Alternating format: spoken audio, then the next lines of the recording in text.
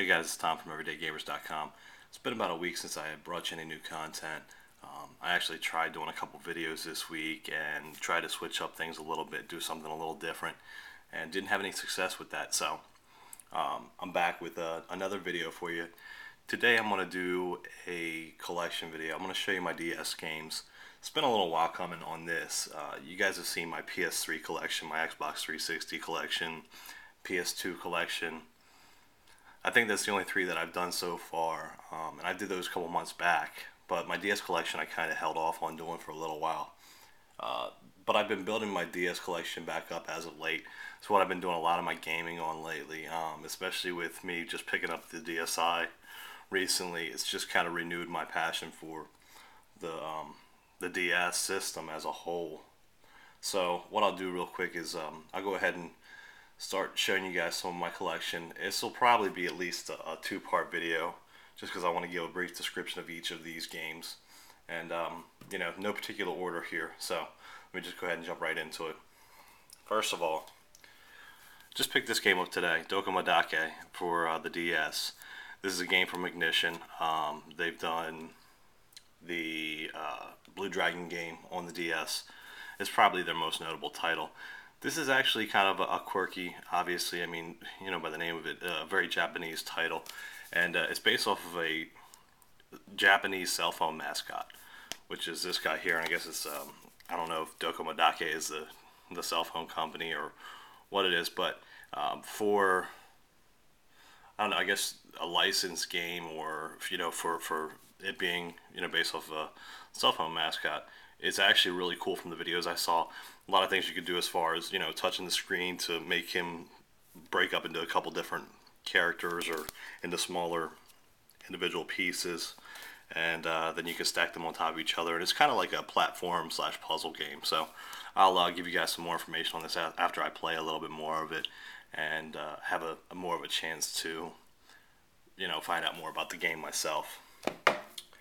Next game is Dragon Quest V, Hand of the Heavenly Bride. I just picked this game up today, as well as that Dhokha Medaka game. You know, not much needs to be said about this. I've actually never played this. I've never played Dragon Quest V. I was going to pick up 4 today, but I was at GameStop, and as you know, several times, as it usually happens to me there, they didn't have a sealed copy, and I just didn't feel like going through the hassle of having the game already opened. I'm just kind of picky when it comes to that kind of stuff. So I picked up Dragon Quest V though, and you know, there's enough out there on YouTube about this game.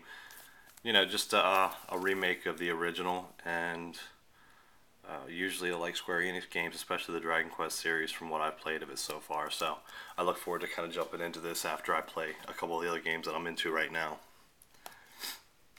I also picked up, well, not today, but a couple days back, Antamarama. This is an Atlas game.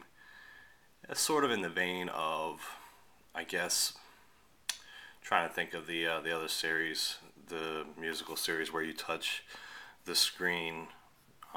It's right on the tip of my thumb, or right on the tip of my tongue. I can't think of it right now. Oh, Elite Beat Agents. But it's a little bit different. I played through this game, and I can't say it's really great, but it's kind of cool, and I'm a big fan of Atlas. I really like the things that they do. For $9.99, you really can't go wrong. It was brand new, so I got it new for $9.99 at GameStop. You know, for that price, you can't really beat it. And it's probably not, I don't know if it's in production right now still or not, so it might be out of print. It may be a game you guys want to check out. But like I said, it's not a really good game by any means. Next game is Professor Layton and the Curious Village. I picked this up when really I wasn't even playing my DS much, and this game got me back into the DS a lot. Obviously, it's been out for about a year now. Incredibly challenging puzzles, you know, to say the least. And as you get more and more, you know, as you get further in the game, as you progress more and more, you know, you run into some very difficult brain teasers. But the art style is really cool, very unique. Some good voiceover work done in this game. Just a lot of fun. I would recommend this to anybody.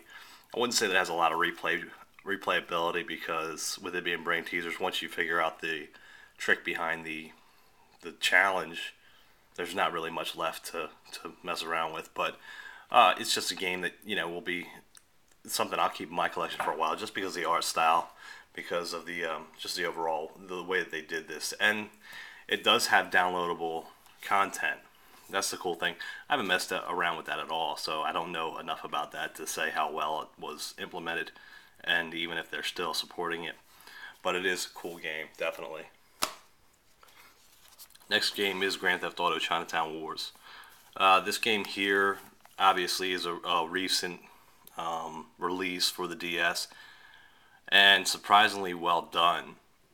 Now, if you played any of the other handheld Grand Theft Autos, you'll know that the PSP did a really good job of it. The GBA ones, and I think there was one on the Game Boy, I can't remember exactly, were all in the top-down nature, kind of like the old PS1 titles and the PC titles of the, you know, early Grand Theft Auto years. But this one's really well done. Definitely a recommendation that I would make, you know, a recommendation to get this for anybody out there.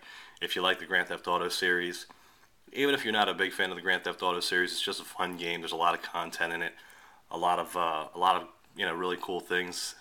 You know, the use of the touch screen is implemented really well, and just the art style is really good as well. But you know, I haven't played a ton of this game. I played a few hours. So far, really good. I do like this game a lot. Next game is Lux Pain. Another game by Ignition, like Dhokha Medaka. The one thing I do like about Ignition games, or Ignition Entertainment, is they've been doing a lot of this where they put this outer sleeve, you know, this sleeve on the games. It really gives it a really nice appearance. Lux Pain isn't a game that I would necessarily recommend to just anybody. I haven't played much of it. I only picked it up because it was like 20 bucks. I figured it'd be a little bit more of like a niche game. And as far as game is concerned, I don't know if that would necessarily be the best way to describe this. It's more of kind of like an interactive comic, I guess, or interactive novel of sorts. I've only played maybe a half hour of the game, so I can't give a true assessment of how well it is. But I would say check out some videos on it, check out some reviews, and then make a choice from there. It does come with a nice art book in here. I'm not going to pull this all out to show you, but you know, I don't know if you guys want to know more about this. I can give it a playthrough and tell you what I really think about it. But just let me know on that. Next game's been out for quite a while. Final Fantasy III. This copy I still have sealed. I did originally have a copy that I played for a while, so I had an open copy. I traded that in, and this, I think, went on sale at GameStop while I was still working there for like $19.99 for a little while, or maybe it was a mistake by the computer, so I picked it up. I mean, for $19.99, it's definitely a game that anybody, as far as if you're an RPG fan, if you're a Square Enix fan, if you've got a DS, you should really consider picking this game up. Obviously, a game that didn't come over here until, at least over to the US, until they remade it for the DS. And just a good Square Enix game. I mean, it's not much to be said about it. It's just a really fun game. I definitely put several hours into it when I had my original copy. Next game is a game that you guys have seen me do a review on, sort of a review. I did a couple videos, and I just told you guys how much I love this game. I can't say that enough. Rhythm Heaven. If you played the WarioWare Touched game, if you played Elite Beat Agents, any of those games, and you really like those games, I would say pick this up, you know, for sure. It's just an awesome game. Really cool art style. Really, you know, awesome implementation of music and you know, rhythm and mini games. So anyways, guys, that's going to round out this video, or this part. Check out part 2 right after this.